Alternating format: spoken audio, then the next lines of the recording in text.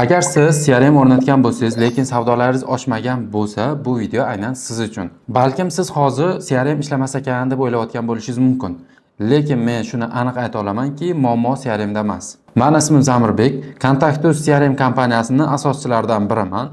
Shu paytgacha 200 dan ortiq kompaniyalarga CRM o'rnatib, savdolarini oshirishga yordam berdik. Nega ba'zi kompaniyalar CRM qo'yadi, savdosi yaxshi o'sadi? Nega ba'zi kompaniyalarda umuman o'zgarish bo'lmaydi? Bugun buni sizga aniq ochib beraman. Menga murojaat qilgan ko'p tadbirkorlar CRM dan ko'ngli qolgan. Ular allaqachon ko'p pul sarflashgan, kimdir o'rnatib bergan, lekin natija bo'lmagan. Va ko'pchiligi menga ishonqiramay kelishadi. Zamirbek, o'zi bu narsaning foydasi bormi, yo'qmi deb. Men ularga aytaman, CRM sizda ishlamadimi? Demak, CRM noto'g'ri o'rnatilgan. To'g'ri o'rnatilgan CRM boshqacha ishlaydi, ya'ni foyda beradi.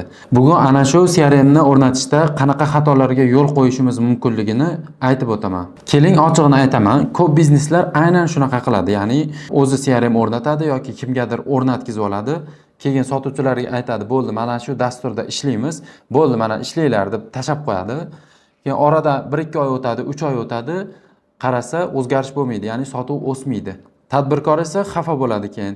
Shuncha pul sarfladim, shuncha vaqt sarfladim, CRM ni o'rnatdim, negadir ishlamayapti, negadir sotuv bo'lmayapti deb xafa bo'ladi. Keyin esa CRM ni ishlatmasdan tashab qo'yadi. Sizga ham tanish holatmi?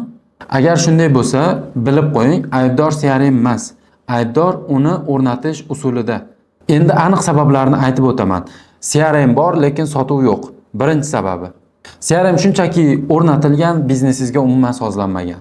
Sizni savdo jarayoningiz o'ziga xos boshqacha, lekin CRM quruq holatda turibdi. Ikkinchi sabab, sotuvchilaringiz CRM dan foydalanishmaydi.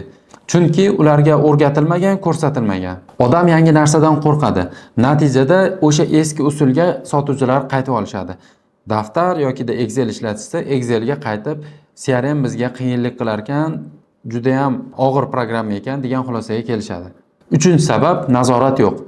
Agar CRM ga ma'lumotlar kiritilmasa, u foydasiz. Rahbar yoki da sotuv bo'limi rahbari CRM ga ma'lumotlar kiritilyaptimi, ishlar bajarilyaptimi, vazifalar bajarilyaptimi tekshirmasa, CRM shunchaki foydasiz instrument bo'lib qoladi. To'rtinchi sabab, avtomatlashtirish yo'q. CRM bor, lekin ro'yxat bo'lib qolgan. Vazifa bermaydi, eslatmaydi yoki da hisobot chiqarmaydi. Ya'ni CRM eng kuchli bo'lgan qismlari ishlatilmaydi.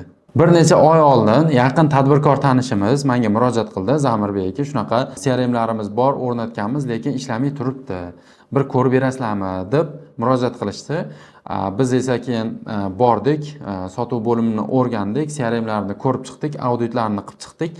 Keyin ko'rdikki, juda ko'p joylarida kamchiliklari bor. Ularga oddiy integrator ular xohlagandek o'rnatib berishgan, lekin juda ko'p joylarda kamchiliklari bor edi. Bundan tashqari, ularning sotuv varonkalari ham to'g'ri sozlanmagandi, ya'ni real jarayonga mos tushmagan sotuv varonkasi tuzilgandi va avtomatlashtirish qismlarida ham juda ko'p kamchiliklari bor edi, ya'ni vazifalar eslatish, avtomatik zadachalar qo'yish, mijozlarning ma'lumotlarini avtomatik to'ldirish, avtomatik SMSlar yuborish, shu kabi avtomatlashtirish instrumentlari umuman ishlatilmagandi.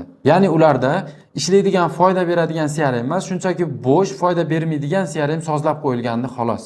Natijada CRM o'sha bo'ldi, lekin farq ishlamaydigan CRM dan ishlaydigan, foyda beradigan CRM ga o'zgardi. Shu kabi holatlarda tadbirkorlar ikkita xatoga yo'l qo'yadi. Ya'ni CRM o'rnatdim, lekin foyda ola olmadim degan holatda. Birinchi xato, CRM ni yig'ishtirib qo'yishadi. Ya'ni CRM bizga umuman foyda bermadi, bu mag'rur narsa ekan deb yig'ishtirib qo'yishadi. Aslida CRM to'g'ri edi, foyda berardi, lekin noto'g'ri sozlangan edi. Ikkinchi xato, bu CRM menga foyda bermadi, endi men boshqa CRM ni o'rnatib foyda olaman deb harakat qilishadi. Natijada biznes egasi vaqtini ham, pulini ham yo'qotadi. Natijada boshqa CRM ham o'rnatishadi, yana eski holat kabi u CRM ham foyda bermaydi. Nimaga? Muammo CRM da emas, muammo CRM ni to'g'ri biznesingizga joriy qilishda.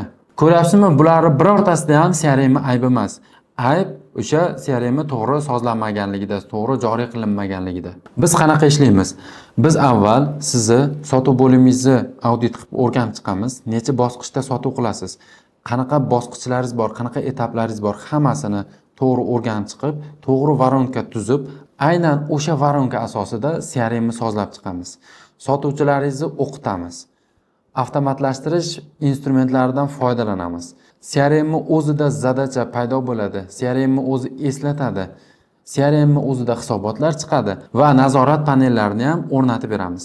Va rahbar esa aynan shu bitta panel orqali hamma sotuv bo'limidagi jarayonlarni tekshirib nazorat qila oladi. Mana shu holatlardan keyingina CRM to'g'ri ishlashni boshlaydi. CRM bu sehrli tayoqcha emas. Bo'ldi, o'rnatdim, hammasi zo'r bo'lib ketadi degan narsa emas. Uni to'g'ri o'rnatish juda muhim.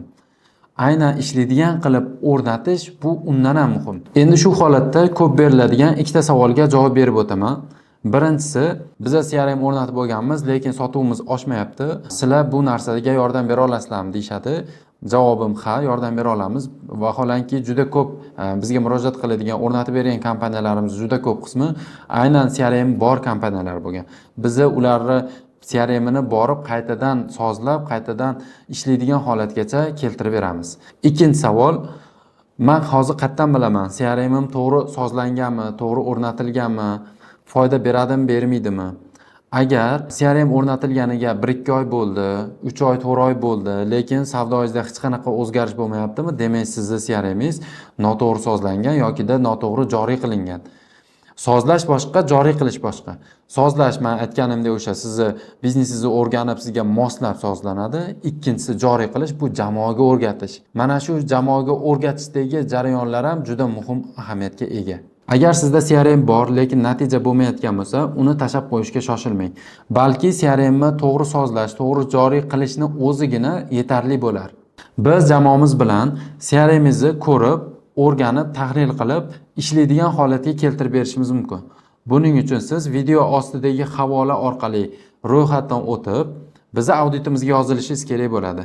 Ana shunda biz CRMimizni ko'rib, sizga ishlaydigan CRMga o'zgartirib berishga yordam beramiz. Shu joyda sizga bitta eslatma. CRMdan ko'nglingiz qolishdan oldin uni to'g'ri ishlatib ko'ring.